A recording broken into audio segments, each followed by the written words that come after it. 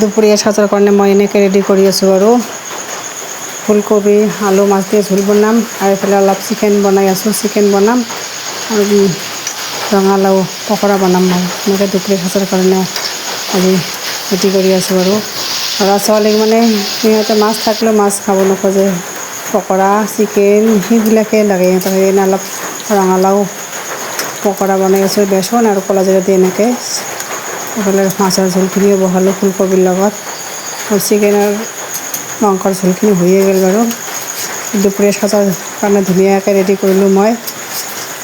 চাওক এনেকৈ দুপৰীয়া সাজৰ কাৰণে মই ৰেডি কৰিলোঁ। এতিয়া দুপৰীয়া সাজৰ কাৰণে মই ৰেডি হৈয়ে গ'ল বাৰু। এতিয়া দুপৰীয়া ভাত চাত খাই মই ল'ৰা ছোৱালীৰ ভাল পোৱা বস্তু এটা বনাম। ল'ৰা ছোৱালীৰ কাৰণে প্ৰিয় বস্তু এই চাওক চিকেন পকৰা বনাম ল'ৰা ছোৱালীৰ ভাল পোৱা বস্তু। এই অলপ দৈ দি মেৰিনেট কৰি থৈ দিম, দৈ এনেকৈ নহৰু আদা ক'লা জালুকৰ গুড়ি জলকীয়াৰ গুড়ি এনেকৈ দি মেৰিনেট কৰি থৈ দিছোঁ মই।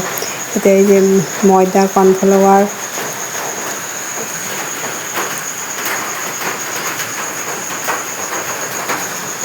মানে জলকীয়াৰ গুড়িখিনি আগত দিয়া নহ'ল, পিছত দিলোঁ বাৰু।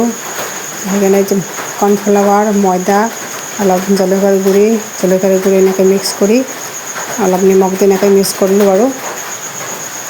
তাৰপিছত ঠাণ্ডা পানীত মই প্ৰচেছখিনি দেখাই আছোঁ, আপোনালোকে চাই থাকক।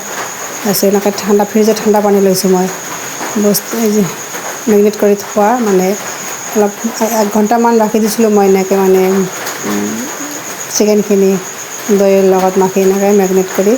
এতিয়া ময়দাৰ লগত শুকান ময়দা কৰ্ণফ্লাৱাৰৰ লগত এনেকৈ মাখি ঠাণ্ডা পানীৰে চুপকৈ লৈ আকৌ ময়দাত মাখি এনেকৈ থৈ দিম।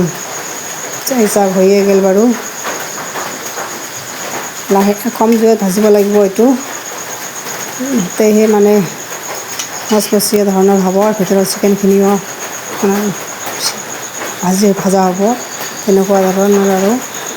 হৈয়ে গ'ল মোৰ ল'ৰা ছোৱালীৰ ভাল পোৱা বস্তু। সেয়ে ধুনীয়াকৈ দি সিহঁতক মানে আবেলিত কিবা এটা বস্তু লাগে ভাল লগা বস্তু, সেইখিনি দিলোঁ আৰু মাজে মাজে কিবা কিবি বনাই দিওঁ আৰু ভাল লগা বস্তু সিহঁতক।